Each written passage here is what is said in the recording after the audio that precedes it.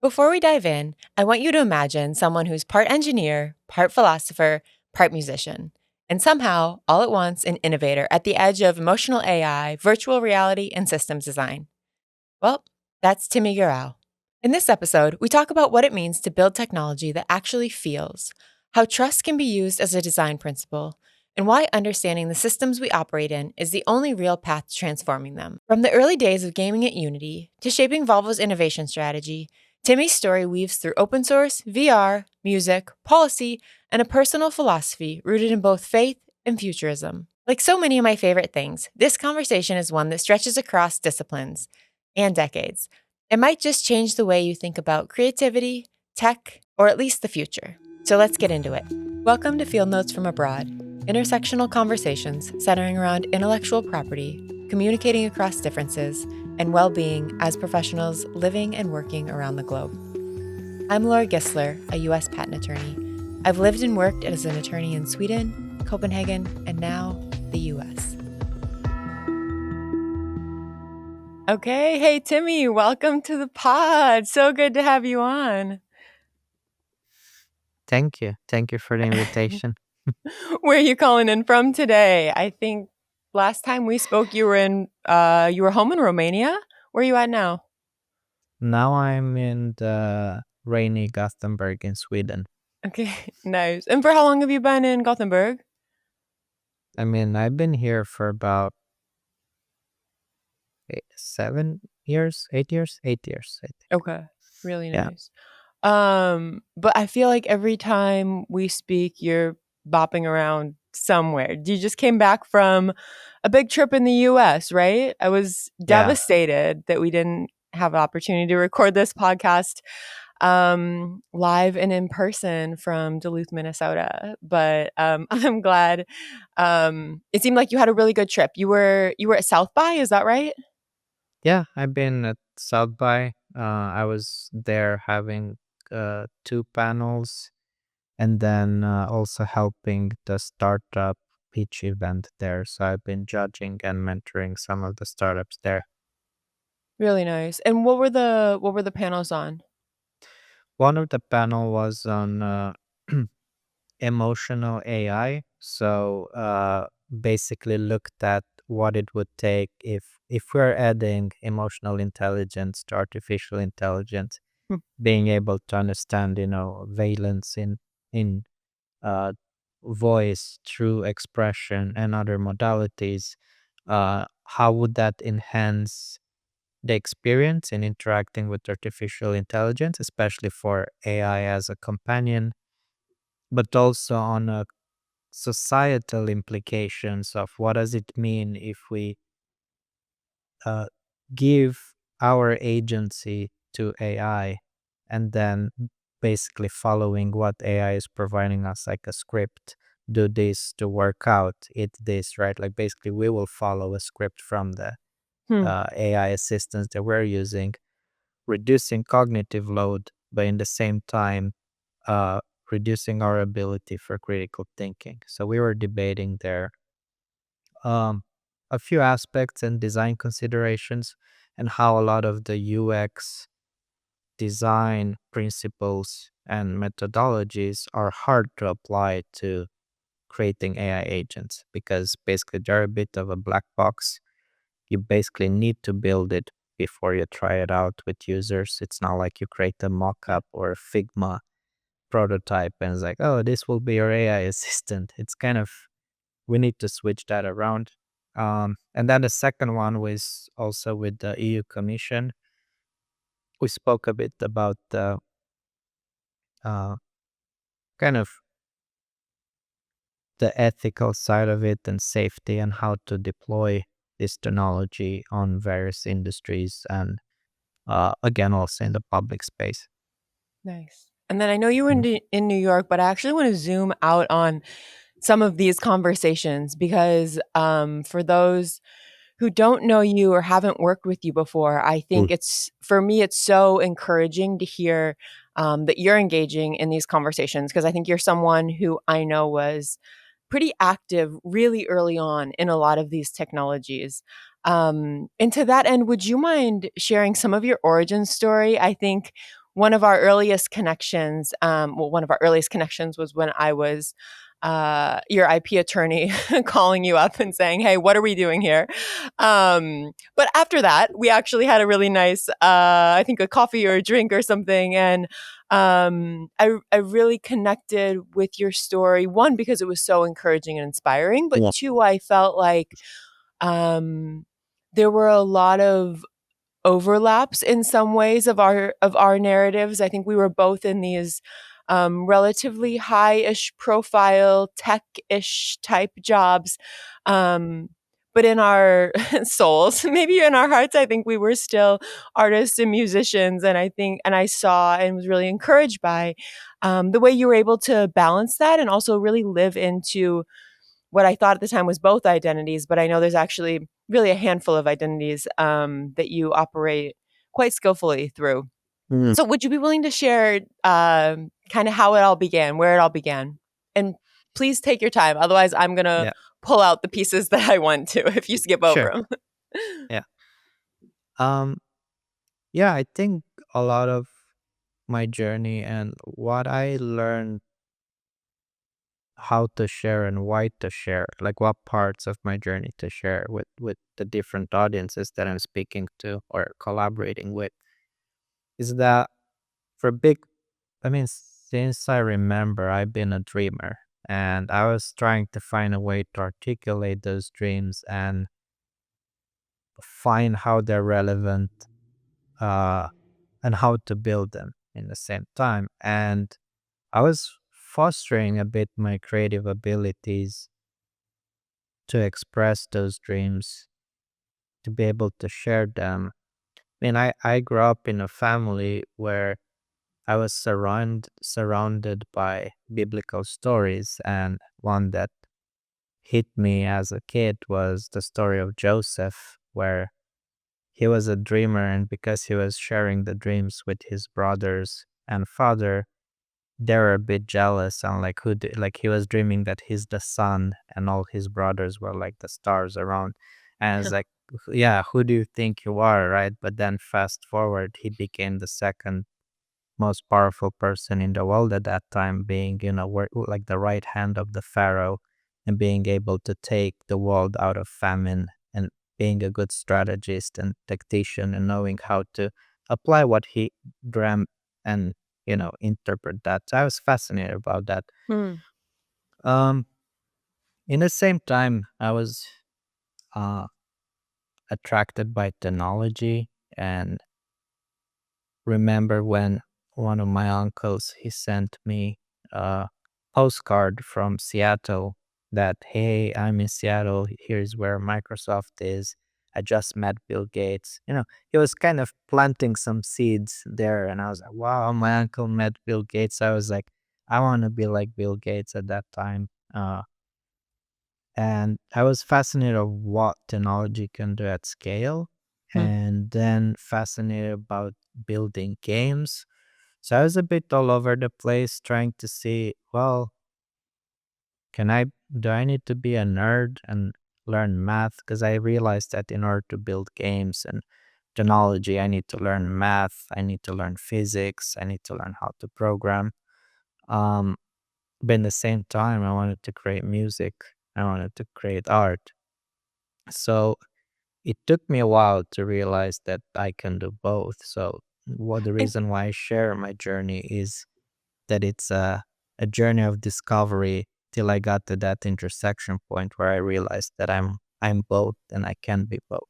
yeah, oh, that's really Mm. nice. And I'm interrupting, or I tried to interrupt there, and gonna take you on a small tangent here. How old were you then? Because these are a lot of interests to be having um, in as a kid growing up. Yeah. And it sounds like, I don't know, was your family, it sounds like partially supportive of it, but also I think in there are very rare families where you're growing up and you have a kid who wants to do everything, and they're like, "Great, pursue them all. How do we how do we make this happen?"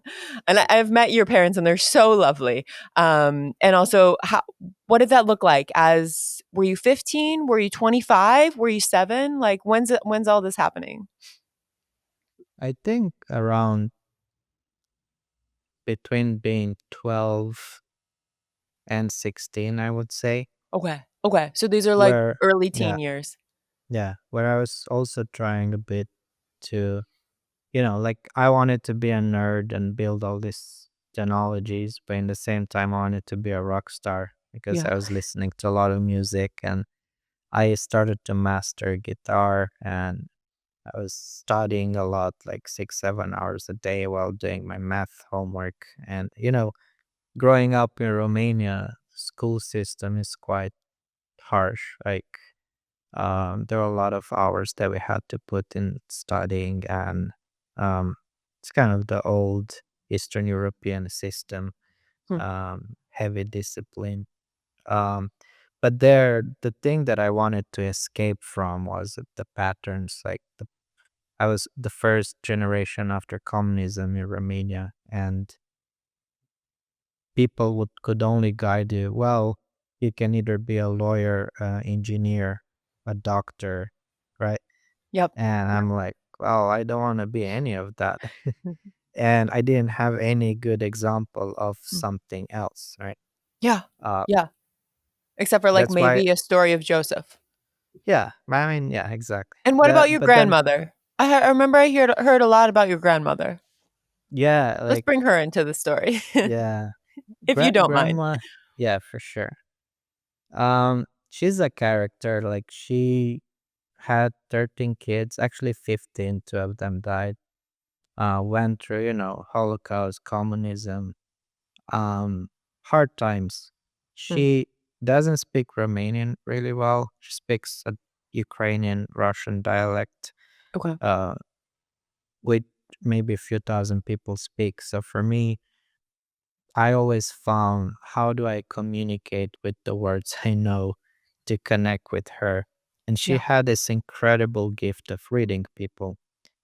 And that sparked something in me. Like, when I was, when I mentioned like pursuit of building technologies, I always had in mind like, how do I create interfaces to reduce friction between humans and technology? And how can technology understand us? How can technology understand that I'm frustrated or Mm. angry or bored? So that's why a lot of my research and work onwards was around that area, like um, human computer interaction and uh, understanding emotions. Mm. So I decided to move to Copenhagen uh, as a dream. I wanted to move out of Romania. Um, I wanted to go and do music, but I was telling my parents I'll do engineering. Okay. How Uh, old are you when this is happening? Ish. like almost 18. So Mhm. then when I was 18 and I finished high school, I said, well, I want to leave. They're like, yeah, yeah. Everyone, like, nobody believed me. But then I was like, yeah, I'm actually leaving. I applied. I got in uh, school in Denmark, and I want to make a change. I do want to be a pioneer. I know the road will be hard, but I want to pave it for others, if even if I succeed or not. But that actually happened after I left. There was a whole wave of people that got the courage to go and study, and Mm. hearing the stories, including my sisters that I convinced to leave Romania to study. Um, so when I went to uni, I was a bit shocked by the different styles of teaching. So when the math teacher came and he was explaining to us like linear algebra and like matrices, I was like rolling my eyes, talking to my colleagues like, oh, I did this in the ninth grade in high school, right? Because I was feeling like, what's happening here? What's happening in this university? These are basics. But then the teacher was do like writing on the whiteboard and was saying, well, this applies to image recognition. This applies in game engines when you're converting coordinates from one system to another system. This is how you do image processing and filtering and extract eye tracking or facial expressions. And my mind, if I don't know if you know that meme where your mind expands and gets, you know, my mind was like all the math and theorems I know and the theory from physics and programming is like, wow, so everything has an application in real life. Why We're didn't actually no one doing tell? something with this linear Yeah, algebra. exactly. Yeah. Because back home they were telling us just learn this because it you'll need it at next exam and next exam and Yeah. then to get to uni. But nobody was telling me like where is this going at? Like Yeah. where will I ever apply this? So I Totally. started to talk to my teachers, and one of them discovered a bit of my um yeah, different approach to learn to combine things. Like I was always trying to combine domains since then. And he's like, well, you remind me of someone else, like another student I had. And he introduced me to David Helgason and Nicholas Francis. They were the founders of Unity game engine. It's And I started with them at that time, trying to, work on their physics engine. And I was applying some of the research I was already doing at school in Unity. So I was and how many sorry, started, how many years in was Unity? They were still, like, babies at that time, right? yeah, yeah. So that was like I think pre seed. They were still mainly in Copenhagen before moving to San Francisco Okay. or expand globally. But then, yeah, I was looking at Sorry. how can we apply Unity beyond games. Um, So was looking at my research and started to look more and more into cognitive science and Mm. this part of how do we understand the human brain and how do we, as I mentioned, remove the friction between humans and computers. So I started to do my thesis around that. And then next, what was beautiful there, it was that there was a great ecosystem. You had Aalborg University in Copenhagen. You had Unity, you had um, Nokia had an old office there. And when Yeah. they closed down, a lot of the people that were laid off, they created this startup ecosystem. Mm. So you had startups, incubators, university, bigger industries. Volvo had a garage there. Yeah. And it was a magical place because, you had the cantina effect where innovation happens, where Mm. emergence happens.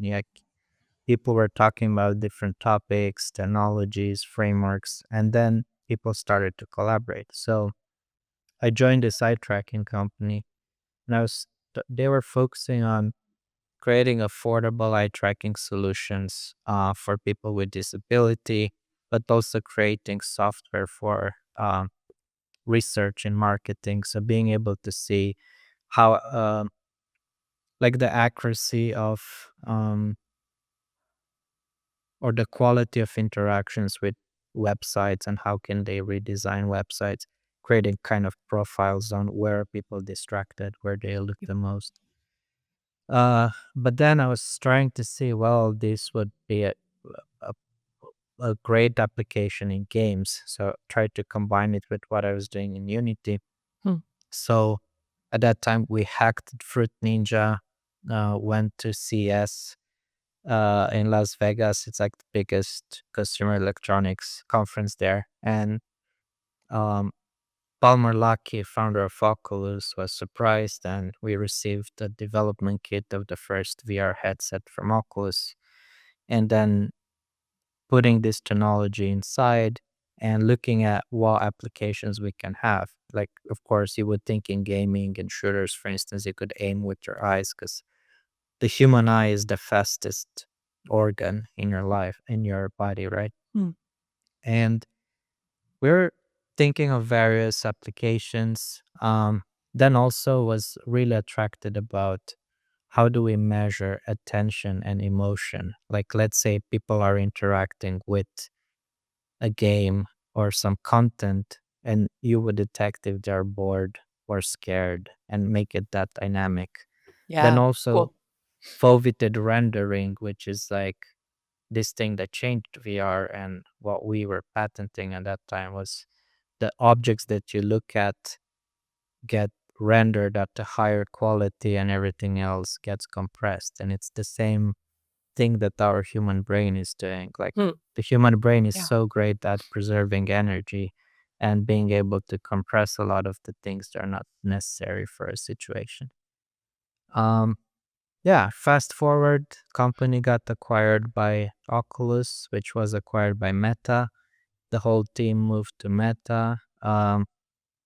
I was sticking around to collaborate further. I mean, had to finish my degree, Yeah. and Volvo was there, and they're like, "Hey, you're the eye tracking guy. Do you want to join us to build, the simulators and help us build tools to be able to research scenarios for self-driving cars?" And that's how the journey at Volvo started then. But yeah, like if you have questions so far, or Well, yeah, I think that was you covered a lot of it. I was listening and prepping for this. I was listening to your TED talk at Brasov, which beautiful city, by the way. I've well, only recently been there for the first time. Um, and you talked a lot about or you mentioned about some patents, and also I didn't know that eye tracking was actually initially how you had gotten a little bit more into that space, because I had been working on some of that yeah, probably around the same time when I was at IBM, but for a different context. Um, but w- can you tell a little bit about the journey of your initial um, company acquisition? What that looked like? Because I know now since then you're an investor, you have started a bunch of different companies, and been, I think, a much more integral part some of these. But I think it's always been just really interesting to hear people's like first exposure, either where or both, to IP and to what's happening with IP during a sale or divestiture. yeah, that was something interesting in the journey. I did not expect that. Like when you think about tech and being an engineer, right? Like you're like, oh, I just want to code, I want to build solutions, create innovative algorithms, optimization and all that. But I'm really thankful for the education I got there because it got me out of that mindset Hmm. and actually taught me how to have a more holistic approach. Like, why design matter in technology? Yeah. Why business, understanding the business needs and requirements matter in technology and creating a company. And probably one of the most valuable courses I had was business law, Hmm. where a lot of people in my class was dismissing because it was not computer science, it was not engineering, it was not coding, Yeah. and Pretty dry too. all of our exams were focused on, you need to build these apps and to be able to pass. And for me, when I learned that, how I think connecting it back to my grandma, like she was saying that words need to be weighted, not counted. Hmm. And when I saw the power of words and how if you change one word in a page, it can change the whole contract. Hmm. And I was like, wow, I better study this because I think it might be important in the future. Yeah. And I saw enough movies at that time to see people, winning millions because of an error in a contract and, stuff like that, or acquisitions and investor contracts. So I paid attention and I asked my teacher at that time to give me more information. Like I wanted to learn about safe agreements, about convertible notes, about patents, what can be patented, what's Hmm. even worth patenting. If you're a student, how would you do it to Yeah. protect some ideas when you don't have the budget? And at that time, it was just, this was 2010, 2012, where Android became more popular, GitHub, where kind of the whole open source Mhm.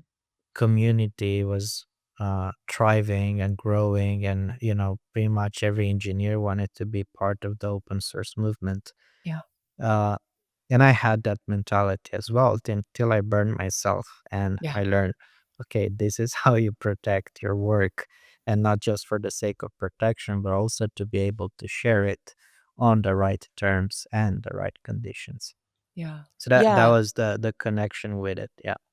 Thanks for sharing all of that. Not exclusively just to hype IP um, or back me, because I do remember I stepped into Volvo Cars. What was it? It was 2018. Yeah, and And worked a lot in open source, but also felt like it was always an uphill battle with the developers, understandably. But to talk about the intersection of IP or patents and open source and how they can mm, actually work together really well, especially as founders or if you're trying mm, to spin something out, but also just as folks working within a company, that there are different uses for both of them. And I think now I feel like I'm defending IP a little bit, but I think sometimes, especially on the patent side and on the copyright side, things get a pretty bad rep because I think mm, historically there has been in some spaces a mentality of like go in and patent everything. And like most things in life, when you take a very broad approach to something that requires nuance and detail and consideration, it's probably not going to be a yeah, very effective approach. So thank you for saying that. One, about the, I guess, importance of IP, but I think for me, what's really spoke um, was when I was hearing your narrative and you were sharing about that experience. For me, that was when you turned from a typical engineer. Also, you were still a student, I believe, at that time. So, an yeah, engineer and a student, to really bringing in some of that founder mindset. I think that was when it felt like there was a shift from, oh, here are some many other aspects that need to be considered in addition to developing the coolest thing. Like, yes, if we don't have the coolest thing, probably no one's going to care. But once we yeah, have the coolest thing, or in addition to this, like amazing technology innovation that we're creating, at least demos of, um, we also need to, if not know all of these things, know all the right people who can help us with a lot of these things. Um, and I think, I mean, I know you've shared, but I think that is pivotal because from there, you end up taking a job at Volvo Cars in the innovation group, which I would love to have mm, you share a little bit about that because I think it's such a unique um I don't know if it's even a department. It's a unique area, arena. I think it's at least well, it was called when I was there. It's a really unique area of a corporate entity, and I think you guys had a lot of freedom to operate differently. But then in parallel, you also opened your own consulting point labs, which I'd love to hear you talk a little bit about. yeah, And then I know you're working on so many other projects and have, yeah, a resume of you could name drop everyone, but I'd love to hear maybe, yeah, just a little bit about how you got into Volvo Cars and Point Labs, and then from there, maybe we dive into more about your creative process because I think another piece other than just that you mm, are like a nerd but also a musician, but maybe figuring out how to do both of those, and also we left this out but I'll just throw it in there quickly, an investor in like fashion. You worked in fashion for a bit too, and fashion innovation.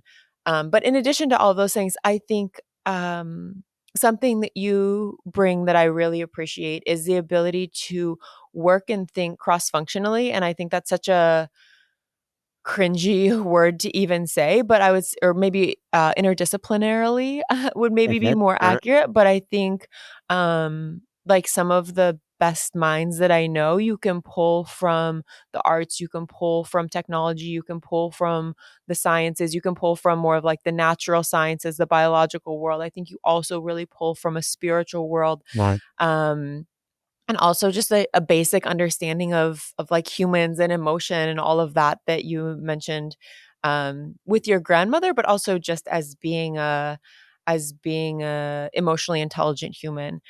So I'd right, love to hear how you're bringing all of that together, in a meaningful way to solve problems, to innovate, and also just to, I think, enjoy life because that's Mm.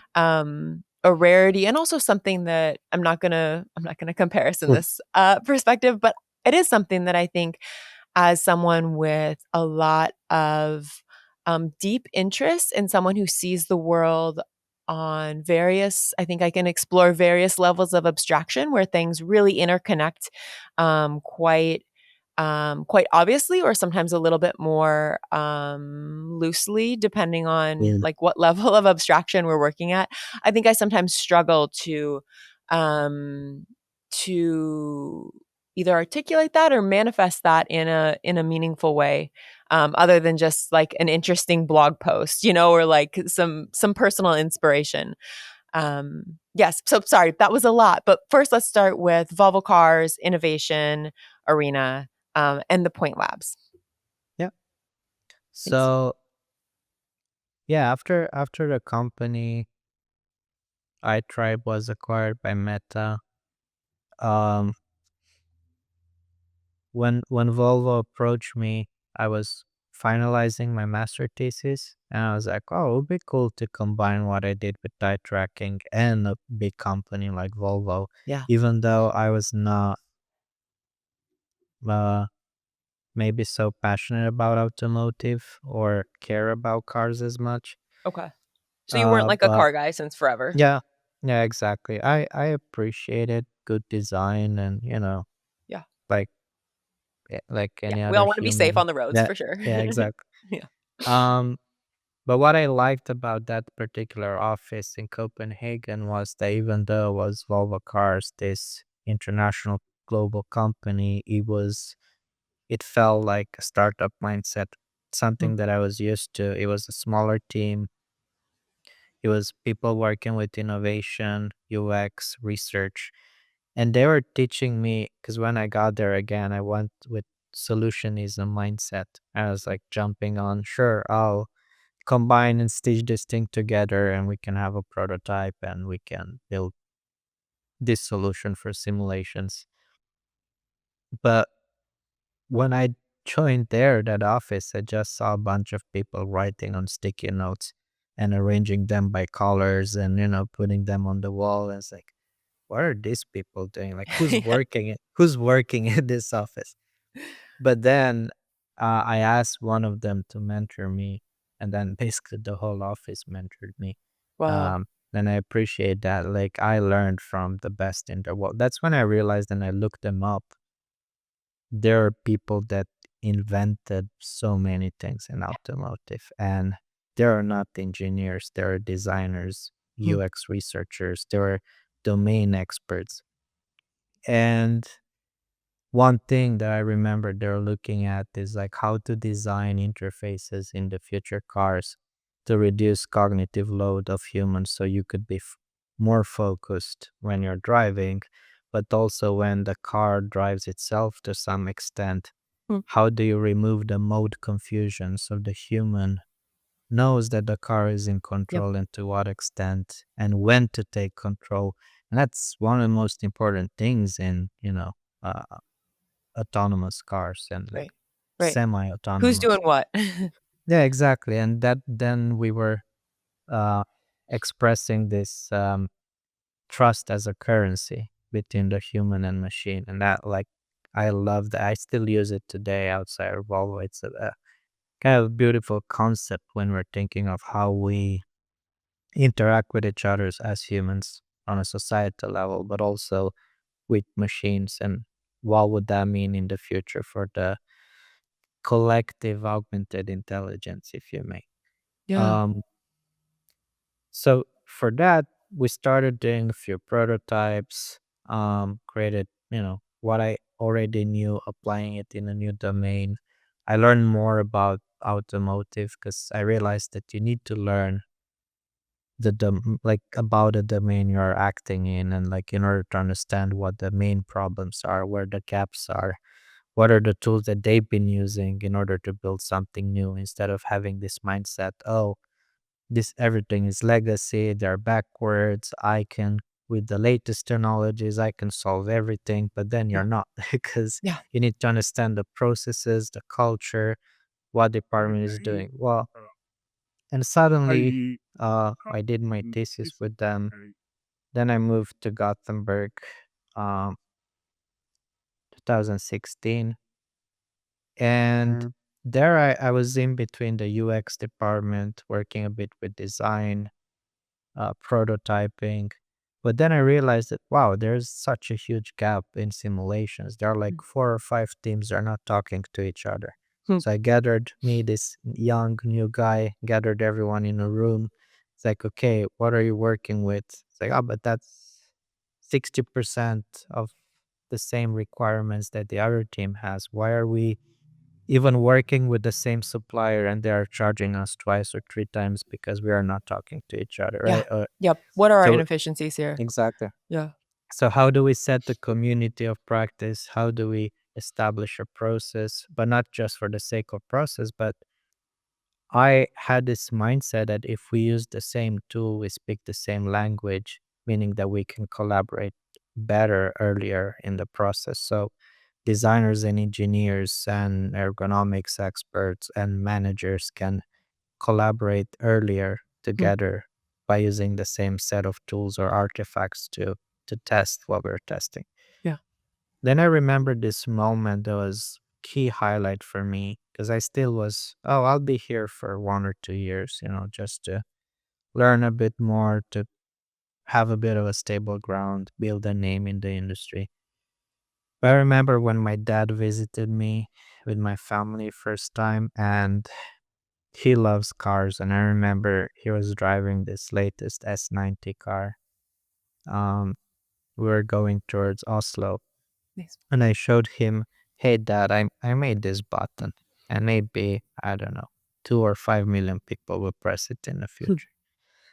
And while I said that, I saw him being really proud, but I realized, like, wow, the power of scale that exists in industries like automotive, where a Yeah.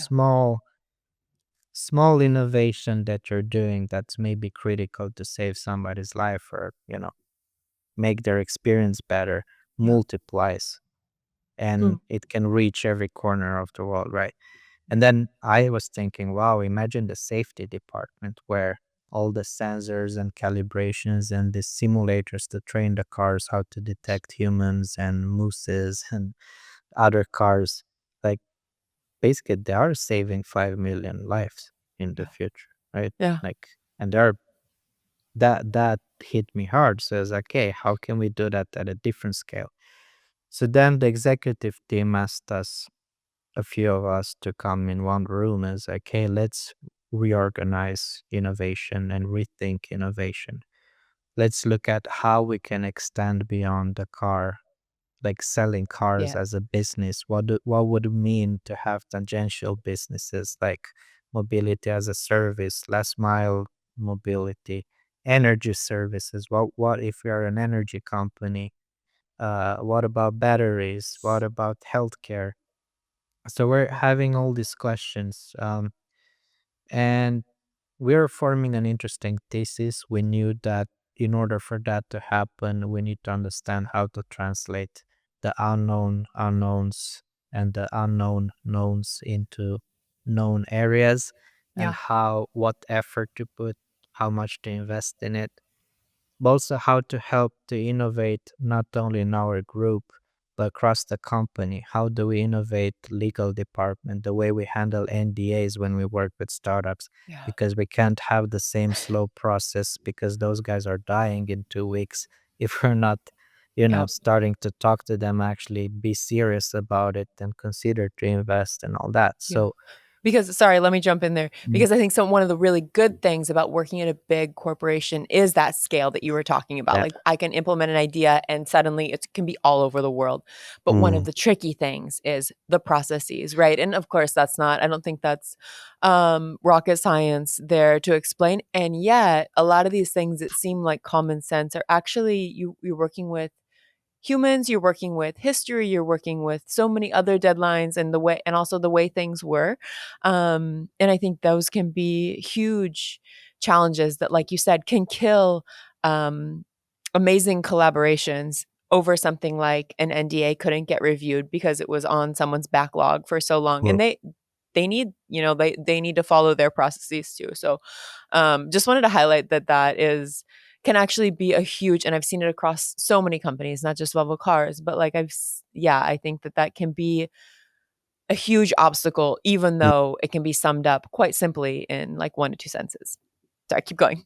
yeah, and I really loved from like the founders of the innovation arena, so the people I was working with to create this new thesis, new approach, new processes. Like we wanted to have like an open arena Mm, and kind of have the right, like the prerequisite for emergence and innovation to happen was like to have enough diverse pool of talents and yeah, ideas, because that's when you actually cross pollinate between them. That's when they actually become innovative.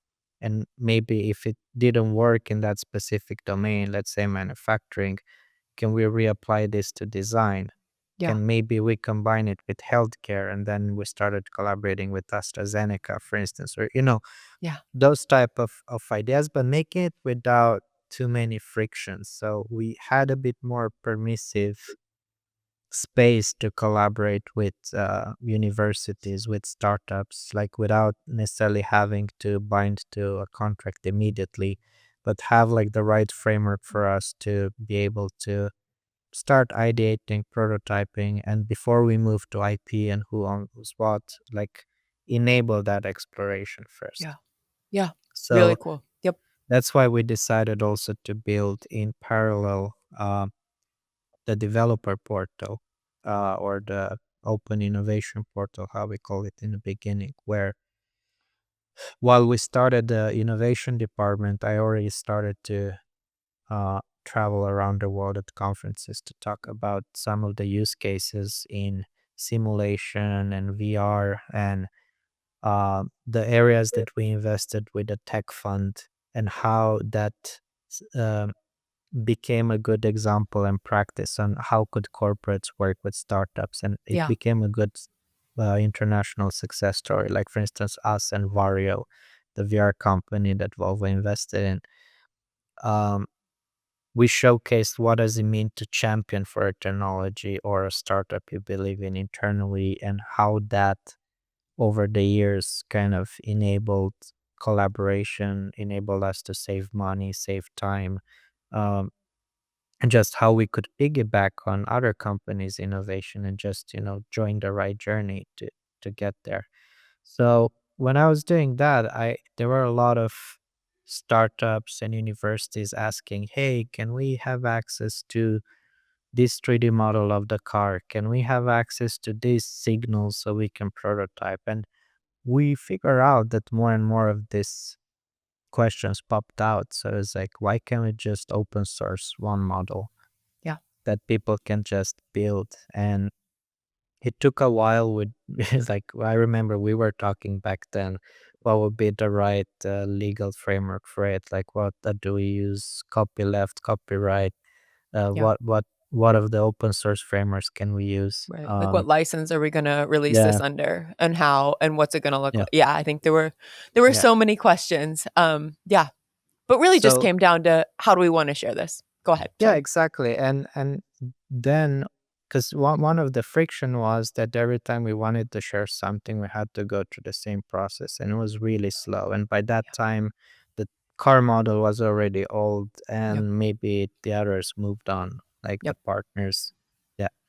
So when we shared that, we started also a collaboration with Unity, where we created this template of a car simulator, which became part of their tool. So everyone that installed Unity, is over maybe 7 million people out there, in order, like when they started Unity, they were able to have this template, right? Hmm. Like Yes. I think in the beginning, when we were also doing a bit of PR around it and show it at universities, there are many universities using it. I think we had around 120,000 downloads or Cool. something like that. Yeah. And Yeah. that was a good metric to show that, well, Now, for instance, if a startup wants to collaborate with us, instead of that uh, Mm. weird matchmaking process, like, hey, let's see what we can do for you, let's ideate what Yeah. pilots we can do.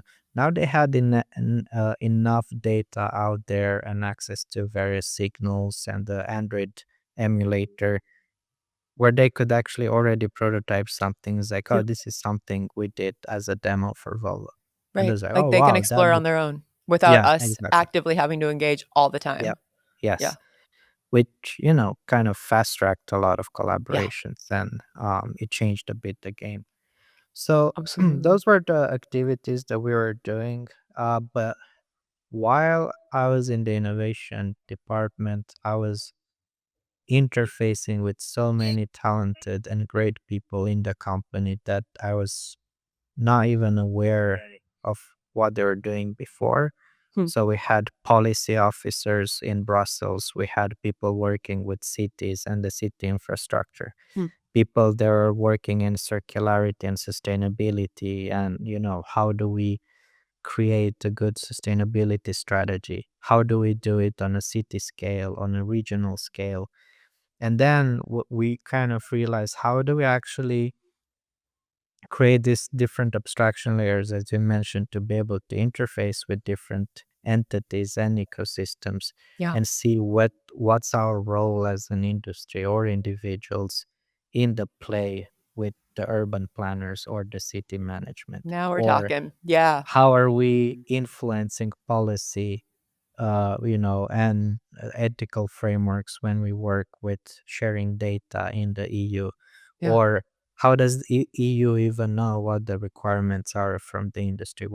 So those type of questions started to pop out. And I was hanging out with a lot of strategists and system thinkers in the company, and I was learning this ability to zoom in and zoom out from them Yeah. based on at what scale are we talking? Is the system level safety? Are we talking about safety of a specific car, or on a city level?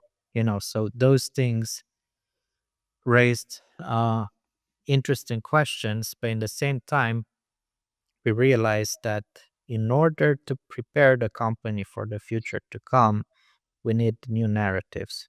So we couldn't just share the seatbelt story from Volvo, right? Like, It's a good one. how it's a good one. It's still super relevant and a great example. We use it also as a foundation and base when we decided to do the open source Yeah. platform. Yep. But then we're like thinking, okay, how are we imagining? How do we build the same vocabulary to describe the future that all we want to live Yeah. in? Yeah. So back then, I was reaching out to one of uh, the legends I was following even as a kid, and it was Alex McDowell, who did Minority Report and Black Mirror and Fight Club.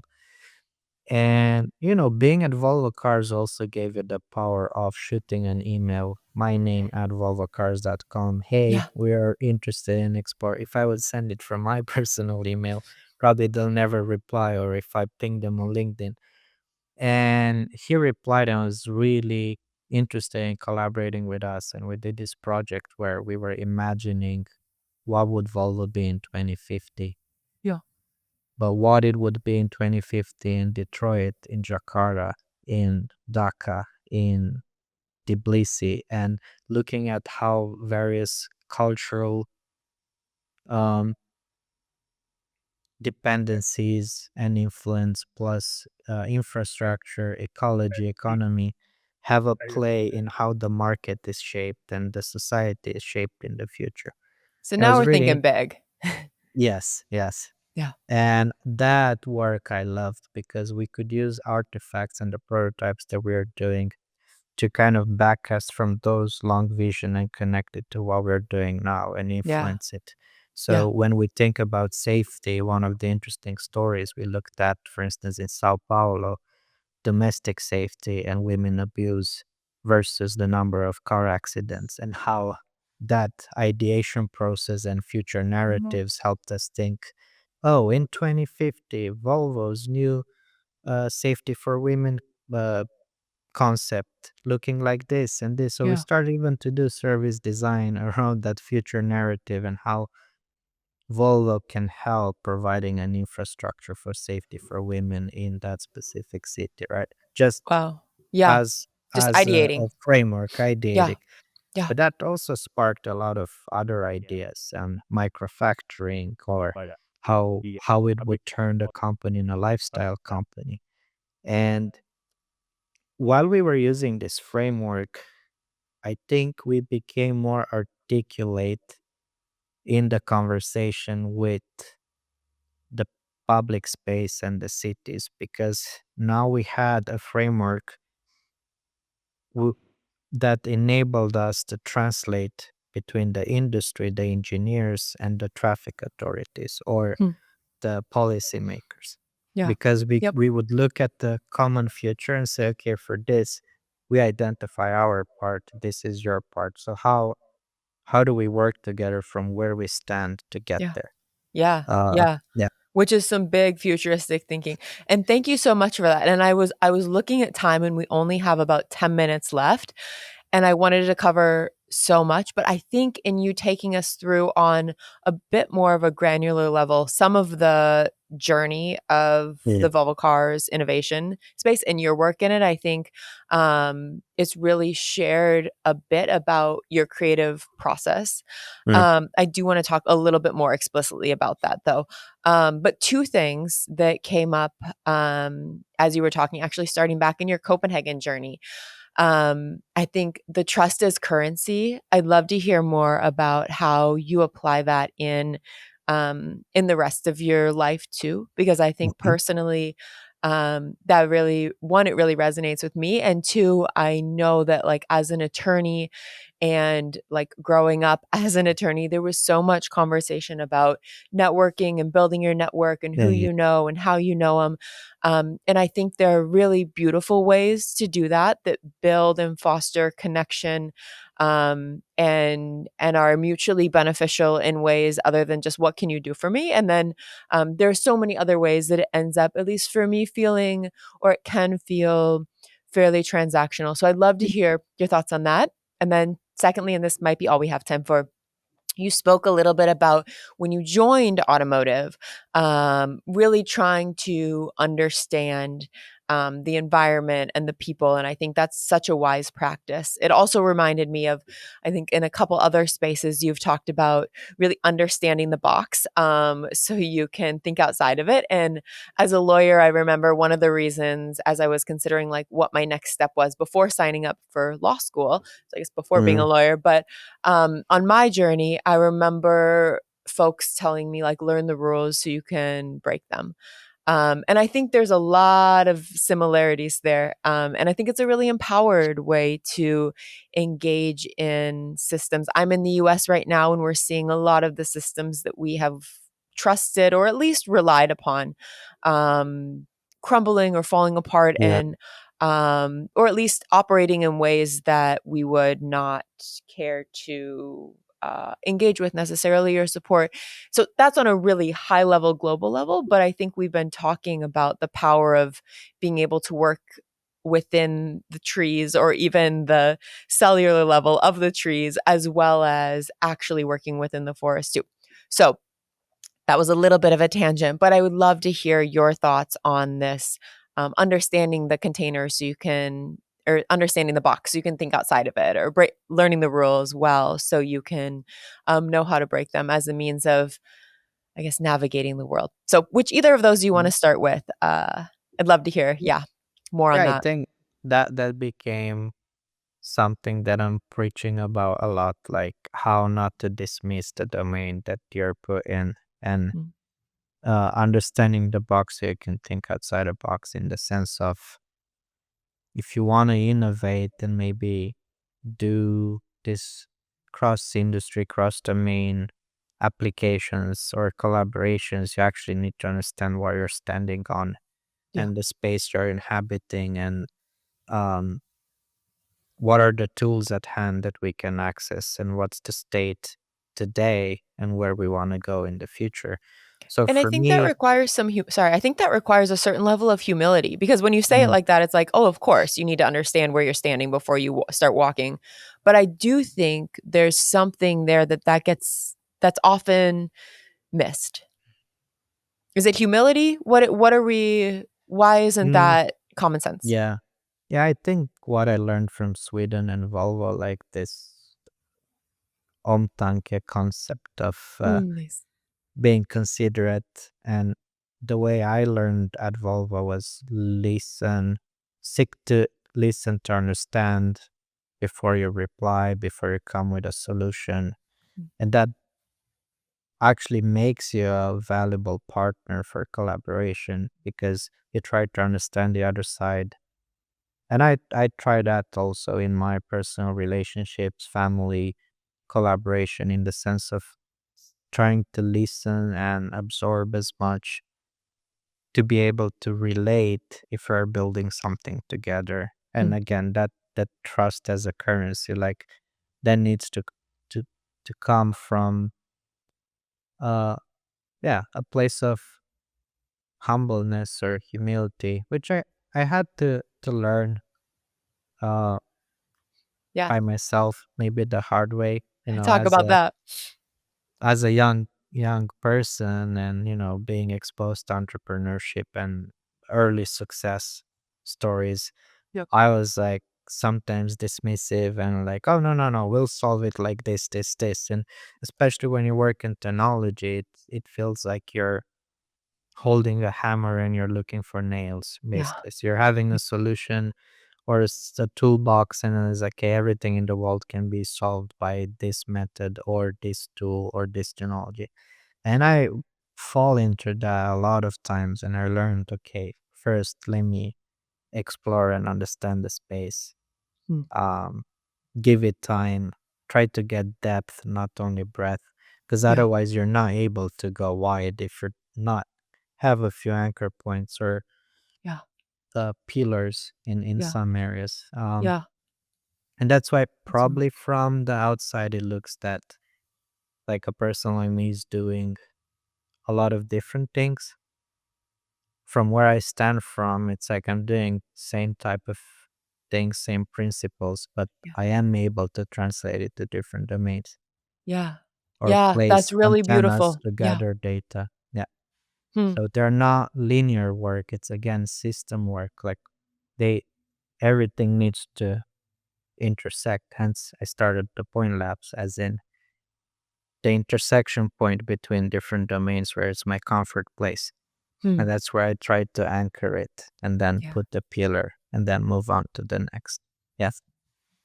I like that. I like that visual so much. And as you were speaking, I think that's something that I really resonate with too. As I'm working across different fields, I Yeah. think from where I'm standing or from when I'm really rooted, it's like these are all the same. They're just when they reach a surface level, it's all just manifestations in like, yeah, either different contexts or, Mm, and oftentimes looking very radically different, but all coming from a similar ethos or shared ethos. mm, Which we only have a few more minutes, but would you be willing to talk more about? I know we've spoken on this casually and and more formally too, and I've heard you speak in more formal settings, but can you speak a little bit more about your creative process, how you're going about this? it, Um in whatever context you're in. I'm sure there's some sort of way that you're navigating yeah. the world. Are you able to articulate that in any way? Yeah, sure. I can make it short. Um, Yeah, sorry. so I learned, for instance, from music that discipline and dedication you need to have to basically um polish your tool and your skill in order to be able to attack diverse type of problems, or for instance in music and guitar to be able to play uh, a wider set of genres and so on. Yeah. But in the creative process, I think I've been really inspired by the Bauhaus movement in 1920s. That was a big foundation of the modern society that we have, at least in Europe, and then it influenced US. Like a lot of the modern architecture and product design in US was influenced by Bauhaus. Uh, it was like this school of thought where architects, painters, thinkers, philosophers were coming together to deal with the world and, kind of uh, post, like in between wars, starting a movement and, like, how do we create this new renaissance moment where we kind of articulate and solidify better principles. So we have not necessarily only rules, but a set of principles that are recognizable. So everyone like, oh yeah, I recognize that. That comes from Bauhaus. And Yeah. if you look at the iPhone, is set on Bauhaus principles. Hmm. The Dove Sobo Bar as well. And Hmm. that inspired me even when I was working in the innovation arena at Volvo, because in my mind I had the idea of a modern Bauhaus on how we would set those school of thought within our domain in Volvo. And Yeah. then I expanded it outside. But then I realized that in order to do that, and if you're kind of multifaceted, you need to work in seasons. There is a season to learn, to build, to craft, to apply, to enjoy. Hmm. And I saw Neri Oxman, this jazz researcher, architect, Yeah. biotechnologist at MIT Media Lab, and she had this framework where she was explaining like the four quadrants. How do we look at nature, and through science we convert information that we get from the environment to knowledge. From knowledge to engineering, we form utility. From utility through design, we are changing behavior. Hmm. From that through art, storytelling, expression, paintings, music, we are creating culture or changing culture. And if you think so, that's a bit kind of abstracting, like going on different levels from the tool itself, from the domain, specific domain, to changing one person's behavior. Like if you think interacting with a product, it Yeah. impacts your life for a certain time. If you think architecture, it impacts your life for a few decades. If you think urban planning, it impacts society for hundreds of years if it doesn't change till then, right? Yeah. So then with also with stories and culture, every revolution started with poets, musicians, Hmm. philosophers. They were articulating better the collective sentiment Hmm. of the masses that, they knew that they needed a change, but they didn't know where to point it and Yeah. how to go around it. Yeah. And being able to be unified by it. And I think I adopted that creative process of seasons. And that's why how I keep myself focused and sane in that point, that I know when to gather information, when I try to make utility out of it, when is it in the shape to actually be able to nudge behavior, change behavior. And then if there is good packaging and narrative around it to unify people and being able to become part of culture. Beautiful. Nice. And I'll be sure to link that because I know you've shared that with me before and it's a really yeah, it's a beautiful visual and also one that I think can connect personally and more broadly.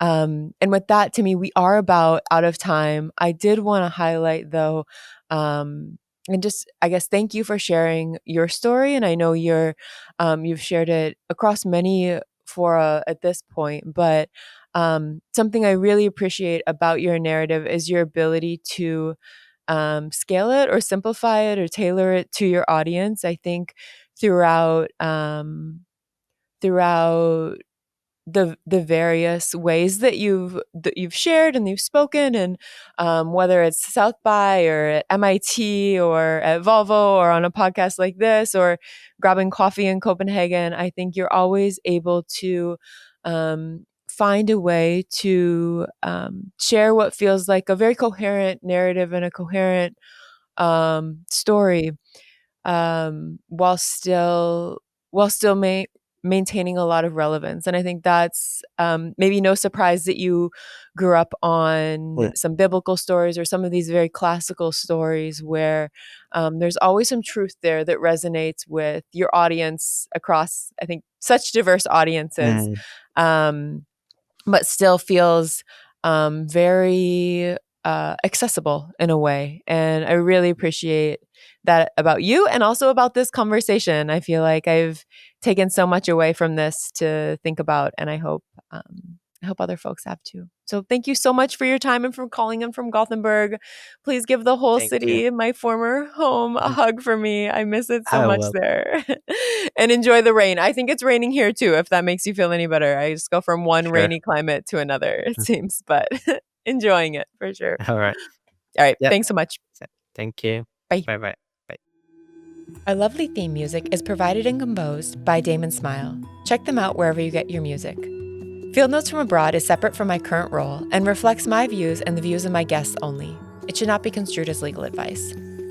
You can connect with us on the socials at Field Notes from Abroad, and I'm always delighted to receive your ideas, feedback, or questions. And of course, if you like today's show, please leave the show a 5-star review wherever you're listening. This helps others find the show and connects them with ideas and conversations that may spur their professional development and curiosity. Thanks again for listening to Field Notes from Abroad. I'll see you on the next episode.